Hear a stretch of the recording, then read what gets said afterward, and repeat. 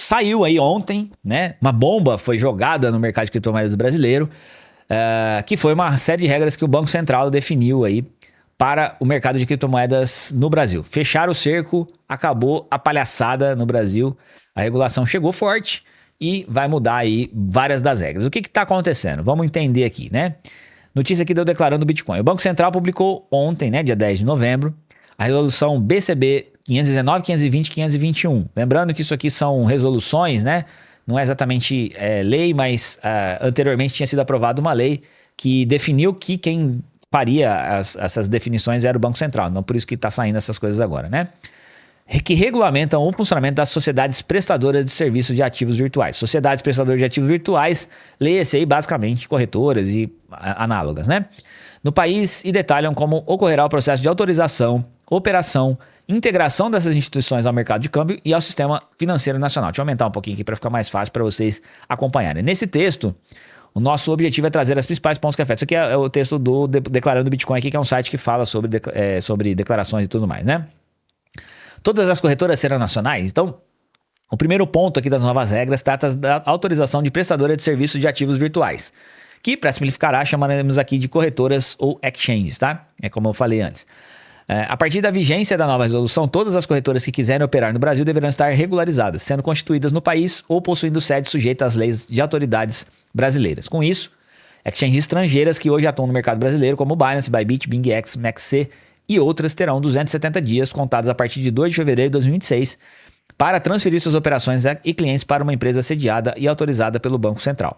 Então, atualmente, aí as corretoras que estão fora do Brasil, muitas delas não têm que ter sede no Brasil e agora passarão a ter que ter essa sede aqui no Brasil, transferir essas operações de clientes para uma empresa sediada aqui, autorizada pelo Banco Central. Isso vale a partir de 2 de fevereiro de 2026 e elas terão 270 dias aí, quase um ano, para se regularizar. Então, assim, estourando no limite aí, no final de 2026, as corretoras que quiserem operar no Brasil terão que, pelo menos segundo essa regra, terão que estar regularizadas aí. Dessa forma, ao se submeterem à regulamentação nacional, todas passam também a estar obrigadas a reportar as operações de seus clientes à Receita Federal, conforme a IN 1888 ou a futura Decrypto aqui. Então, tem uma série de regras já de declaração de transações e tudo mais que já acontece com as corretoras nacionais. As estrangeiras ainda não estão sujeitas a isso. Com essa regra aqui, elas vão passar a ser obrigadas a fazer a declaração. Ou seja, hoje, corretoras que você compra cripto aí sem KYC ou sem nenhuma informação, para continuar operando no Brasil, vão precisar passar aqui. Pelo menos se for usar Pix ou outras coisas. A gente vai falar disso depois. Saques e depósitos de cripto nas exchanges. Outras exigências que chamou a atenção, a obrigação de identificar o proprietário da carteira em todas as operações de saque ou depósito de criptomoedas. Isso aqui é a parte mais complicada dessa situação aqui. Por quê? Né? Eles vão, segundo essa resolução aqui, as exchanges vão ter que informar para o Banco Central a data da operação, o nome do cliente, o ativo envolvido, a quantidade, valor de referência, identificação do proprietário da carteira e informação sobre destino ou origem da transação. O que quer dizer, no final das contas, é que você vai ter um rastreamento total e irrestrito sobre tudo que for feito nas carteiras de criptomoedas. Isso traz um problema gigantesco, mas gigantesco, para questões ligadas à privacidade. Porque hoje, quando a gente fala de sistema bancário, só antes de continuar com a informação aqui, eu quero tocar nesse ponto, porque quando a gente fala de sistema bancário, ainda que a nosso sigilo não seja nada muito garantido, né? O Brasil é uma palhaçada, uma várzea, mas em tese, né? Se você tem uma conta no banco, né? E eu sabendo sua chave Pix ou sua conta no banco, eu não consigo saber quais transações que você fez, eu não consigo saber se você transferiu dinheiro, quanto você tem de dinheiro naquele endereço, naquela carteira, né? Naquela conta de banco, eu não consigo saber. Eu consigo saber, basicamente, que aquele endereço é seu, né? Que aquela chave Pix é sua, que aquela conta de banco é sua. Mas eu não consigo saber o que aconteceu. E nesse contexto, ainda que a gente reclame de privacidade ou não ter privacidade, né? O que deveria, o que não deveria, até onde o Estado deveria, a Receita deveria ver ou não deveria ver, não importa essa questão. Mas não é qualquer um que consegue ter acesso à informação do que tem naquela carteira e tudo mais. A partir do momento que acontece no mercado cripto, a gente tem uma característica diferente, motivo pelo qual, inclusive, o Drex, por enquanto, foi pausado, é a questão ligada à privacidade. Por quê? Se eu sei o seu endereço, eu sei tudo que você fez. E a partir do momento que a gente fica obrigado a informar dar essa informação para um órgão governamental, automaticamente essa informação passa a ser possível de ser vazada, ser publicada de alguma forma. E se meu endereço vaza, tudo que eu fiz passa a ser público e qualquer um vai saber o que eu fiz. E isso é uma violação gigantesca da privacidade e do sigilo bancário, com toda certeza, né? Então, assim, a regra saiu aqui pelo Banco Central. Eu não sei até que ponto eles entendem a gravidade dessa história. Eu acho que vai ter resistência de alguma forma com relação a isso, porque, de novo, aqui a gente tem 2 pontos. Um ponto o governo, obviamente, quer saber tudo que a gente está fazendo, rastrear tudo que a gente está fazendo, porque quer cobrar imposto, né? Fato. Isso é uma questão controversa, vai ter gente que apoia, vai ter gente que acha que isso é um absurdo, como eu, mas tudo bem, faz parte. Agora, dentro do sistema atual, pelo menos algum nível de privacidade você ainda consegue ter, ainda que a sua informação possa vazar, né? Declaração de imposto de renda, dados bancários, essas coisas vazam e tudo mais, mas ela vaza para um grupo pequeno de pessoas, não é qualquer um que tenha acesso àquela informação complexa e tal, né? E mesmo assim vai ser um histórico passado. No caso do mercado cripto, quando se vazar o meu endereço, só o endereço, qualquer um que tiver acesso a esse endereço a partir dali vai ter acesso a tudo que eu fiz e que eu vou fazer para o futuro. E isso é muito grave. Isso é muito, muito grave. Porque, entre outras coisas, coloca nós, principalmente no Brasil, que é um país extremamente violento, ainda mais em risco. No que a gente já tem de risco no dia a dia aí, isso coloca a gente num risco ainda maior. Então, isso aqui é muito complicado. Isso é um problema gigante, né? Tem muita gente que vai falar o seguinte: quem não tá fazendo nada de errado, não tem problema de fazer. Vai ter essas palhaçadas da galerinha que acha que privacidade é uma coisa inútil e tal. Mas a gente entende que, né? Pra gente que entende como as coisas são de verdade, a gente que enxerga o mundo com o olho que deveria ser enxergado, a gente sabe o risco que é isso aqui. Então, essa é a parte mais grave aqui do que tá acontecendo, pelo menos até agora, né? Outra coisa que também é ruim, né? Com certeza é muito ruim. O Banco Central também incluiu operações com criptomoedas no mercado de câmbio e deixou em aberto a possibilidade de cobrança de IOF. Hoje, para você fazer uma operação de câmbio, custa caro. E não é pouco caro, não. É bastante caro.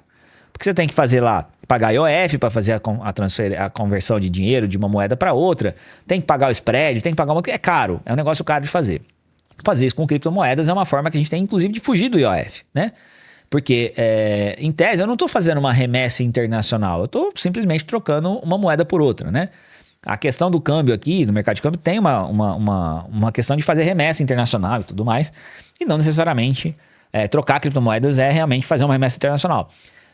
E aqui, obviamente, esse enquadramento que o Banco Central está fazendo é único e exclusivamente, aliás, obviamente tudo isso aqui é para conseguir cobrar mais imposto, né? Então foram incluídas aqui as seguintes operações nessa estrutura: pagamento e transferência internacional com cripto, transferência ligada ao uso internacional de cartão de cripto, a gente está falando aqui já de cash, de off-ramp e outros cartões, transferência entre exchanges de carteiras próprias, autocustódia, e compra e venda ou troca de criptomoedas atreladas a moedas fiduciárias. Tudo isso aqui está sendo enquadrado aqui como operações com criptomoedas do mercado de câmbio que, portanto, poderão ser passíveis de cobrança de IOF, né? Mais uma vez, o leão querendo morder aí um pedaço grande do bolo, né? Além disso, foram fixados limites para transferências internacionais quando a contraparte não for instituição autorizada a operar no mercado de câmbio. Até $500 mil para bancos, Caixa Econômica Federal e outras instituições, e até $100 mil para sociedades prestadoras de serviços de ativos virtuais. Então tem alguns limites aqui. Esses valores se aplicam por operação e visam alinhar o uso internacional de cripto a normas internacionais. Então você vai ter uns limites aqui de transferência por instituição. São valores altos, aqui $100 mil é bastante coisa, mas pode gerar problemas para alguns casos específicos aí, né? E aqui talvez a única coisa que seja positiva, se é que dá para dizer que tem alguma coisa positiva nesse tipo de coisa, que é a segregação patrimonial e prova de reservas, né? A resolução também estabelece que as regras de segregação patrimonial e prova de reservas que as corretoras deverão manter separado, né? Total separação entre os recursos próprios e dos clientes, tanto em moeda fiduciária quanto em criptoativos. Isso aqui seria positivo, né? Eu acho que seria muito mais interessante que isso aqui fosse uma demanda do mercado e que isso fosse uma medida que as próprias empresas tomam para demonstrar transparência e não uma questão de necessidade de regulação governamental para que isso aconteça. Mas isso aqui é positivo porque Os casos que a gente viu, FTX e outros, por exemplo, que lesou muitos clientes, foi porque não tinha essa separação, né? O dinheiro estava tudo num bolo só, e aí o dono da corretora faz o que quiser com o dinheiro e eventualmente esse dinheiro some e não tem para quem recorrer, né? Se você tem uma separação total, ou seja, tem uma conta específica do cliente, que o dinheiro dele fica ali depositado, a cripto dele fica ali depositada, não consigo acessar isso de forma simples e tal, diminui a chance de ter golpes e roubos. Mas, naturalmente, isso aqui não vai impedir o golpe, né? O pessoal que comemora esse tipo de coisa, nossa, que regra linda, maravilhosa. Cara, o cara que quiser dar o golpe, ele vai fazer isso, né? Até porque nos Estados Unidos mesmo as regras são definidas de segregação. Na própria, acho que nas Bahamas, onde estava a FTX também tem essas regras aí, os caras não cumpriram e depois que você vai ver, já foi o roubo, né? Mas, de qualquer forma, a regra está dizendo o seguinte: os recursos financeiros dos clientes devem ficar em contas individualizadas, sempre em nome do titular, sem mistura com o capital da empresa. Já os ativos virtuais precisam ser mantidos em carteiras distintas devidamente identificadas. A norma exige também que cada prestadora tenha uma política de segregação patrimonial documentada, que inclua prova de reserva. Isso aqui é interessante também, né? Que a corretora vai ter que comprovar que ela tem as reservas. Isso aqui também é complicado de fazer na prática, mas ok. Ou seja, a comprovação de que os ativos em custódia correspondem aos saldos declarados pelos clientes. Essa comprovação deve ser auditada pela empresa independente a cada 2 anos, com publicação do relatório. Há uma única exceção: a prestadora pode manter até 5% dos próprios ativos na mesma carteira dos clientes apenas para fins de liquidez imediata, desde que o valor esteja identificado e registrado. Aí vem a questão de restrição a stablecoin, que também é importante, e cripto de privacidade, tá? Outro ponto importante aqui: a resolução 520 trata da diferença das categorias de ativos virtuais, mas impõe restrições específicas para alguns tipos de criptoativos, especialmente stablecoins algorítmicas e criptomoedas com foco em privacidade. No caso das stablecoins algorítmicas, ela proíbe que prestadoras de serviços de ativos virtuais ofereçam ou intermediem stablecoins algorítmicas. Por quê? Porque stablecoin algorítmica tem um risco maior. Ela não tem lastro, né? Ela não tem depósito lá em dólar no tesouro, não tem depósito numa conta específica, e o cara emite ali o token, e esse token é emitido com base algorítmica. A gente viu casos como a da UST, né, da Terra Luna, que quebrou por conta lá da espiral da morte e tal. Então, a gente tem realmente algorítmicas aqui problemas para garantir que esse ativo tenha o valor que ele tem. É um desejo que todos nós temos de um dia ter uma stablecoin algorítmica que funcione bem, mas até hoje a gente não teve nenhuma que se provou no tempo aí, né? E aqui, segundo a regra brasileira, isso não vai poder ser oferecido pelas corretoras. Ou seja, se hoje a Binance oferece uma... eu não lembro o nome agora da Etena, acho que a Etena, se não me engano, é uma dessas, né? A Binance não vai poder vender Etena mais para brasileiros. Se a Binance quiser entrar como uma corretora brasileira prestando serviço no Brasil, primeiro que ela já não vai poder prestar serviço de futuros, porque não pode aqui no Brasil, né? Aqui não está nem escrito essas coisas, mas já não pode. Ou seja, a Binance se estabelecer no Brasil, e se nós, como brasileiros, quisermos ter alguma conta na Binance para operar na Binance, a gente já não vai mais poder usar o mercado de futuros. A gente com certeza também não vai poder comprar Etena, não vai poder comprar stablecoins algorítmicas e também não vai poder comprar criptoativos com anonimato reforçado, ou seja, moedas que dificultam a impossibilidade de identificação por partes envolvidas, como Monero e Zcash.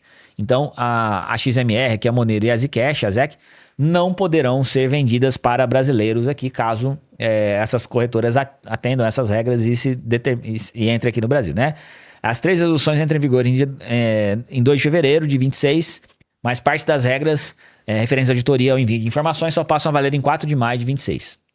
Todas as prestadoras de serviços ativos virtuais já estão em operação, terão 270 dias contados para a partir de 2 de fevereiro para adequar as novas exigências e solicitar a autorização de funcionamento. O prazo vale para corretoras nacionais e estrangeiras, que deverão ajustar suas estratégias, segregar os ativos dos clientes e cumprir novas exigências de reporte e governança. Aí, isso aqui é a regra que foi publicada ontem. Isso aí caiu igual uma bomba no mercado cripto brasileiro. Tá todo mundo preocupado, porque isso aqui no final acaba com a privacidade total e completamente, né? Porque o Estado vai saber, se você comprar na corretora, ele vai saber em que endereço que está o seu saque, porque a corretora vai ser obrigada a informar isso para eles. Vai ter uma grande base de dados do Estado sabendo tudo de todos nós, aonde a gente tem dinheiro, quanto a gente tem, tudo que aconteceu nas nossas carteiras. E isso é gravíssimo, né? Isso é gravíssimo, de novo, por conta da quebra total e completa da privacidade que a gente deveria ter sobre transações financeiras, né? E aí, esse cenário é o cenário que a gente vai ter que lidar com a partir de agora. Aí, existe talvez um fio de esperança, não sei ainda, porque essa resolução é uma resolução do Banco Central, né? E um deputado aqui, né, o parlamentar do Sergipe, que é deixa eu ver o nome dele aqui, Rodrigo Valadares, do União, quer parar as corretoras de Bitcoin do Banco Central, quer proibir essas regras novas aí, tá? O deputado apresentou um projeto de decreto legislativo no Congresso Nacional para assustar as novas regras apresentadas pelo Banco Central do Brasil. Isso aqui foi uma reação imediata, né? Foi ontem isso aqui, já saiu essa reação aqui direto, né? A proposta do parlamentar chega para discussão nessa terça-feira, no dia 11. O que está falando na proposta dele? Sustam os efeitos das resoluções do Banco Central 519, 520, 521, ou seja, tudo que foi liberado no dia 10, né?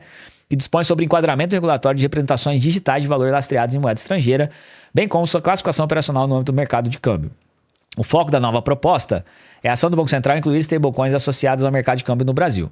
Conforme explicado pelo parlamentar aqui, trata-se de uma alteração profunda na arquitetura financeira nacional, com impactos econômicos e tributários de grande magnitude, cuja implementação extrapola de forma evidente o poder regulamentar delegável a uma autarquia federal. Lembrando, o Banco Central é uma autarquia federal, não é o governo diretamente, né? Justificando a atuação do Congresso Nacional para sustar os atos, conforme autoriza o artigo 49. O que ele falou aqui para justificar essa questão, né? Para ele, a Lei 14.478 de 2022 criou um clima de regulação nas corretoras de criptomoedas e Bitcoin que operam no Brasil.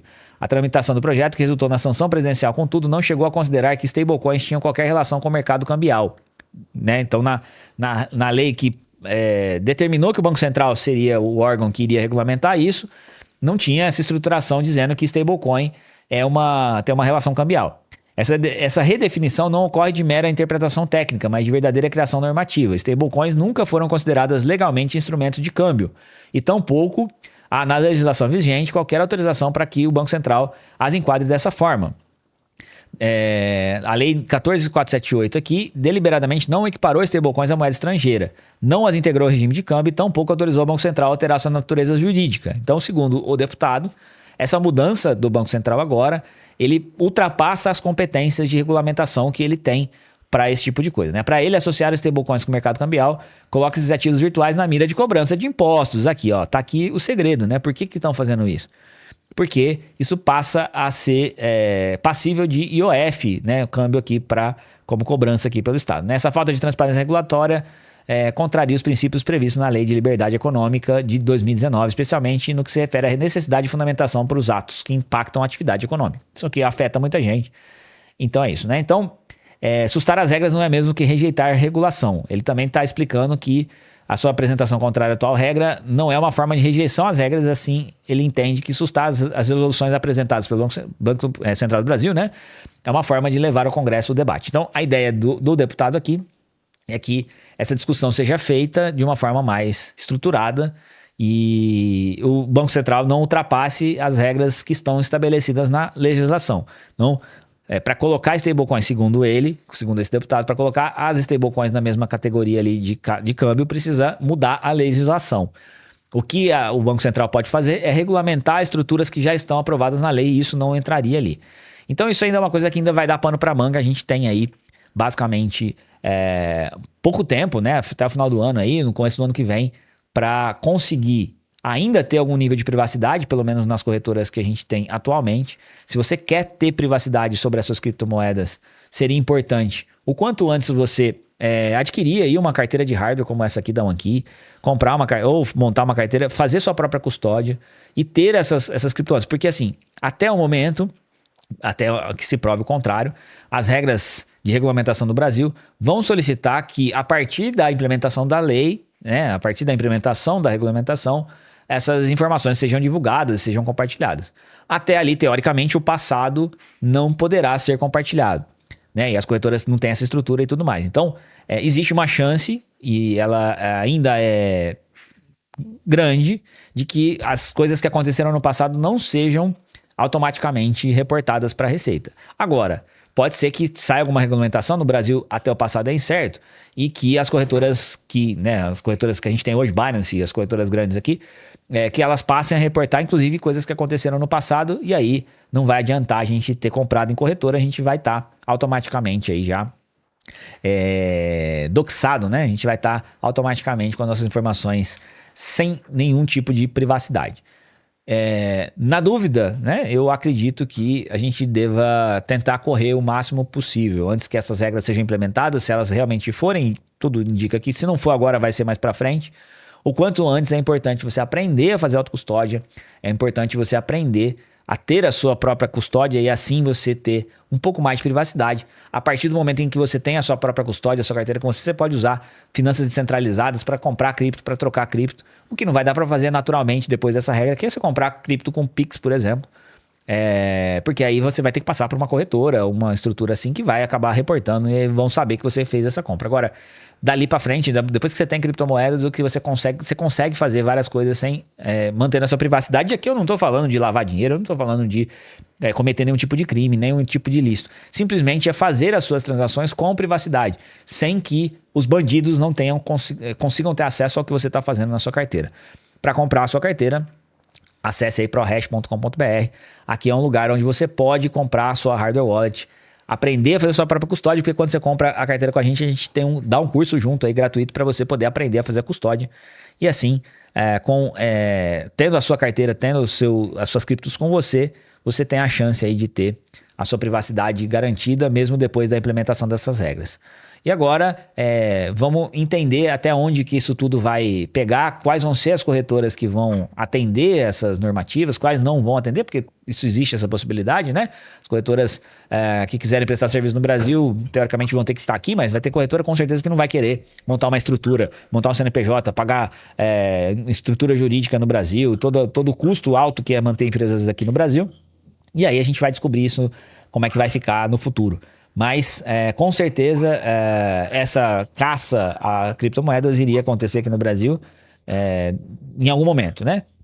Tá sendo agora, vamos ver até quando isso vai começar a funcionar na prática mesmo, aí no final depois dessas brigas todas. Mas que isso vai acontecer em algum momento, isso vai. E cabe a nós aqui que queremos ter nossa privacidade, correr o quanto antes, aprender a fazer, como fazer para manter nossa privacidade.